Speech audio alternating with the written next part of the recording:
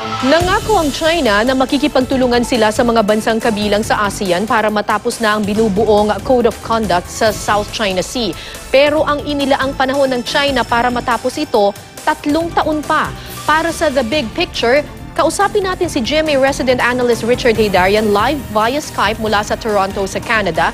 Magandang umaga sa iyo, Richard. Magandang gabi.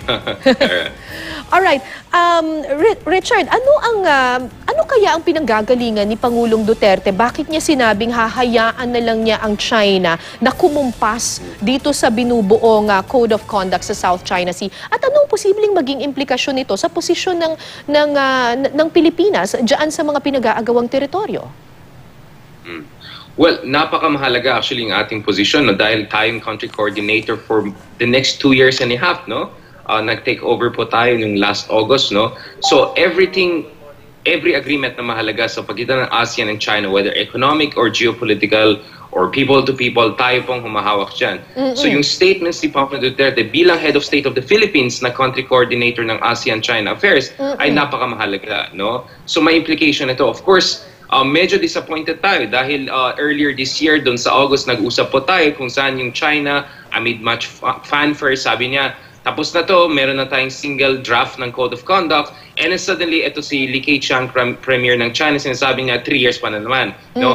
So I think that's not a good indication. Ibig sabihin dyan, yung China, nakikita niya na soft tayo dito sa ASEAN, hindi tayo assertive, so they're taking their sweet time. Kasi ang problema is, on the ground, every day, pinapalitan ng China ng facts on the ground. Tuloy-tuloy pa rin yung militarization nila. Right. And of course, most recently, nag-build na sila ng weather monitoring systems na pwede gamitin for military purposes. So this weakens our position in a way?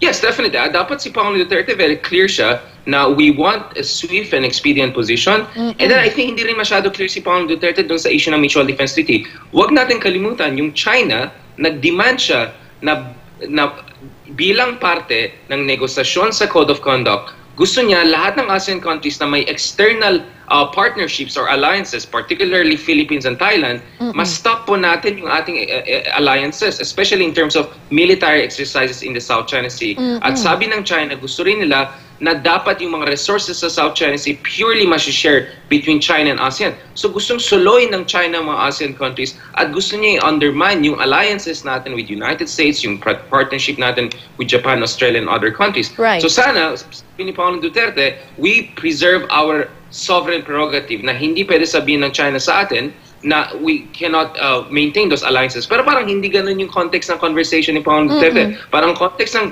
conversation niya, to quote President Duterte, everything is going excellent sa pagitan ng ASEAN and China. So parang yung US at yung Mutual Defense Treaty ay parang sagabal, no? Parang ganun po yung portrayal niya. Instead of saying that that treaty is important and we're gonna maintain it no matter what China says, bilang parte ng negosasyon sa Code of Conduct. Kasi tuloy-tuloy pa rin yung threat ng China sa atin, tuloy-tuloy pa rin yung militarization. So that's why your alliance natin with US is important kasi US lang nag-challenge yan.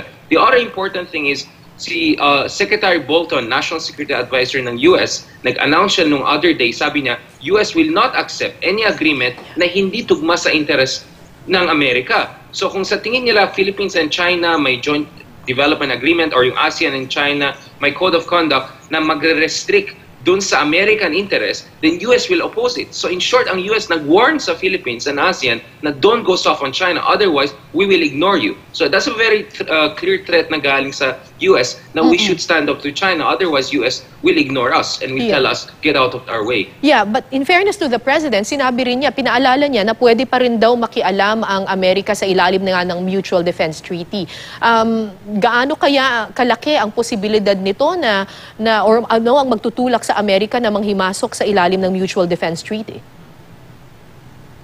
Well, dun, pag titignan mo yung Article 5 ng Mutual Defense Treaty, if may third party na meron conflict with the Philippines in the Pacific waters, at of course may invasion sa metropolitan Philippines, the US should respond. Pero of course, hindi clear yung language. Dapat may consultation with the Congress, so on and so forth. But earlier this year, pumunta si Deputy Assistant Secretary ng US, ng Pentagon, no, si Mr. Shriver, at sabi niya sa Pilipinas, and this is an improvement from the past, that they will be a good ally. So ang implication dyan is the US will provide some sort of military assistance if, God forbid, nagkaroon ng conflict. But the point is this, ang alliance ay hindi nandyan para para tumulong pag may giyera. Ang alliance na nandyan para mag-deter ng giyera to begin with. Para hindi yung ibang bansa ay mag-akala na dahil Pilipinas, walang kakayahan, pwede natin bulihin ang Pilipinas. That's why may alliance tayo. It's there to deter and dissuade. Not na aabot pa ito sa conflict. So kung mahina yung ating alliance with the US, if hindi natin nile-leverage yung alliance natin with US, wala na deterrence value yung alliance natin with the United States pagdating sa issue ng West Philippine Sea. So the President, dapat mas klaro siya. Ano bang ibig sabihin? Kasi parang the language, the tone of President is parang medyo sagaabal yung alliance instead of a strength and leverage for us. He should be clear to that and warn China na kung tuloy-tuloy yung militarization nyo at yung negative actions nyo on the ground, then pwede namin i-leverage ng US alliance namin. But that's not how the President spoke. So I don't want to be unfair, pero tinignan ko yung text, yung quote, hindi masyadong clear sa akin anong gusto sabihin ni Pangulong Duterte dyan. Sagabal ba ito or leverage ba ito? He has to be clear that this is leverage. Speaking of leverage, mukhang hindi rin na-factor in yung ating pagkakapanalo sa arbitral tribunal.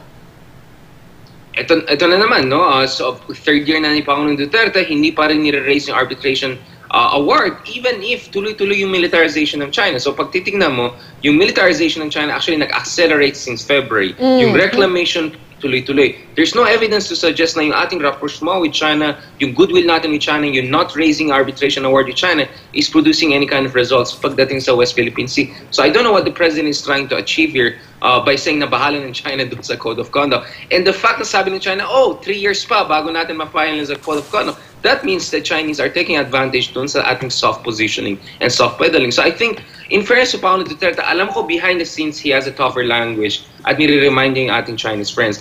But let's not forget na international community tinitignan yung mga public statements din ni Pangulong Duterte. After all, he's a sovereign leader at tayo ang country coordinator ng ASEAN-China. So he has to make sure na even if tough siya sa private, medyo tough din siya sa public statement niya kasi may implication din ito at tinitignan ng ibang bansa. Kasi kung tingnan ng ibang bansa, soft lang tayo sa US, then soft lang tayo sa China, then hindi rin sila incentivized to help us. So bakit ang mga Amerikano ay mag-sacrifice ng blood and treasure kung ang tingin nila sa mga Pilipino, especially yung leader natin, we're not willing to stand up for ourselves. So dapat clear tayo na we're willing to stand up for ourselves and kailangan natin ng tulong ng ibang bansa to deter, no? Not to go to war, but to deter and dissuade further militarization doon sa West Philippine Sea. Okay, bukod dito sa ASEAN Summit ay dadalo rin si Pangulong Duterte sa APEC Summit. Ano kaya yung mga isyong matatalakay dito and what's in it for the Filipinos?